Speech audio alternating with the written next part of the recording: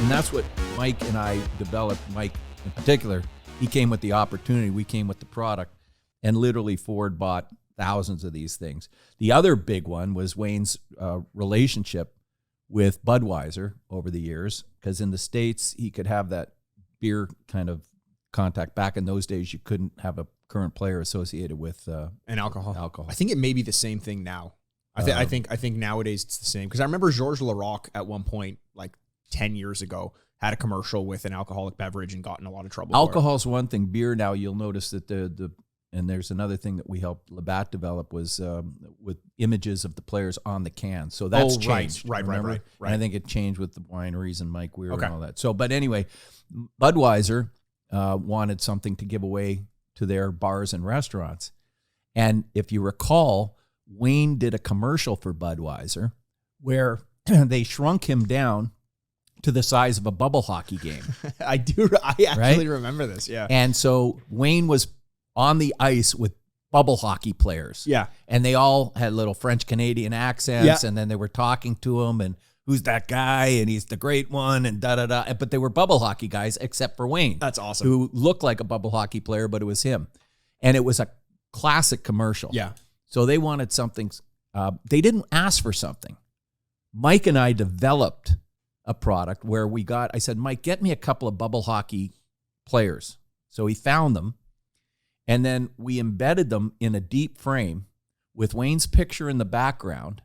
He autographed it. So Wayne's picture from the commercial. Yeah. Of him playing hockey with the bubble hockey guys. And then we put the actual images of the hockey players, or the actual hockey players. The actual little plastic figures. Little plastic figures inside the frame with little handles so you can actually move them. Amazing. So you got an autographed Wayne Gretzky photo and the bubble hockey. If you've got one of those today, I do. I kept one. Do you really? Yeah. And maybe Bobby does too. I don't know. I hope he does. Bobby, Mike's son. Yes. And those pieces will go for big bucks now because they're very rare. I mean, they were in bars and restaurants, and I'm sure half of them got stolen because they were pulled off the wall because they were so popular.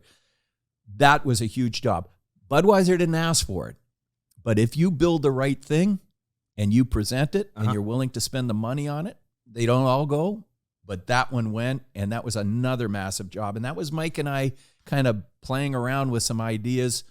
Probably over a few martinis. I was going to say, I love the idea that you guys are sitting at a bar together and you're just like half in the bag. You know, it'd be great is if you could reach into the frame and actually wiggle around the little bubble hoppy guys. Yeah, it's like that just coming out of nowhere. Well, you know what? I should say this.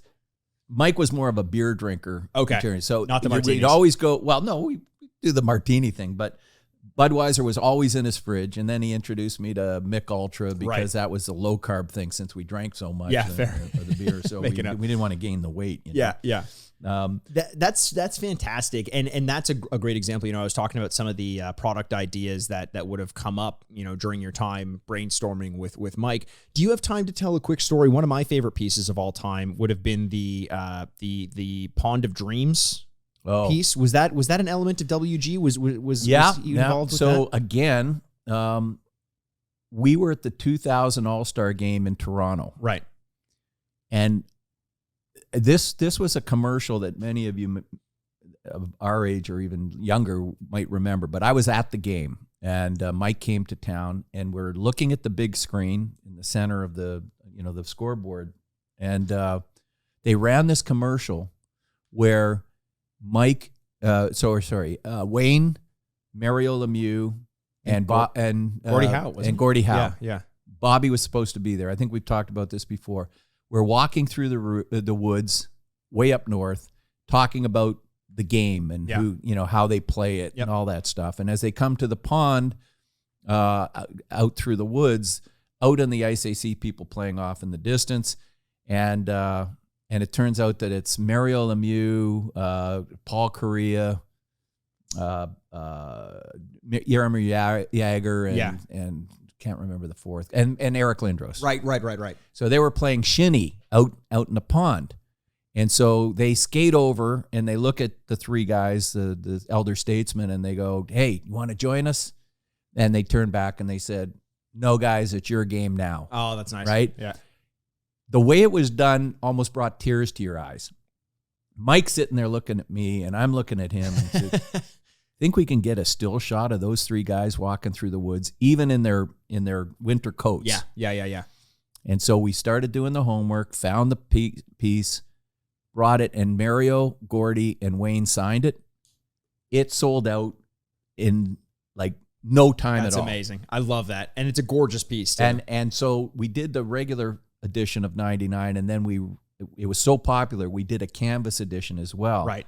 And the funny thing was, another story, so Mike invites me out to play in a Wayne Gretzky and Friends golf tournament out in Calgary, I think it was. Ginla was there, Mike Weir, I think. There was a bunch of celebrities there, and it was a Pro-Am tournament.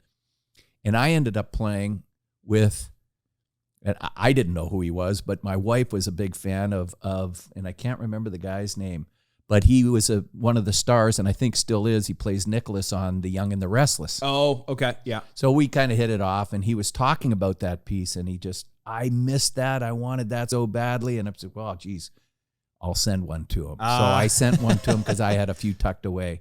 But there's another thing that I got invited, and tell you how things, again, fortuitous, and I think I've told the story. As I'm flying out there, I'm sitting next to the president of MasterCard, who was going out to the same tournament.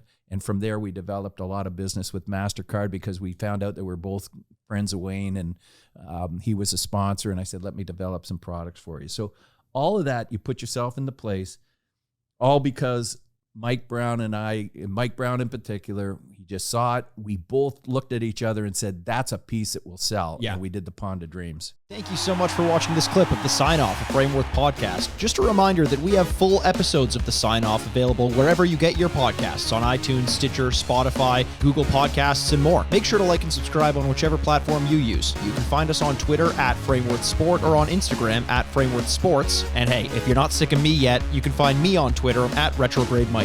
Finally, feel free to send us emails with your questions you want us to answer on the show, and we may feature you live. You can do that by sending your emails to signoffpod@frameworth.com. Thanks for watching, and we'll see you with a new episode every single Thursday.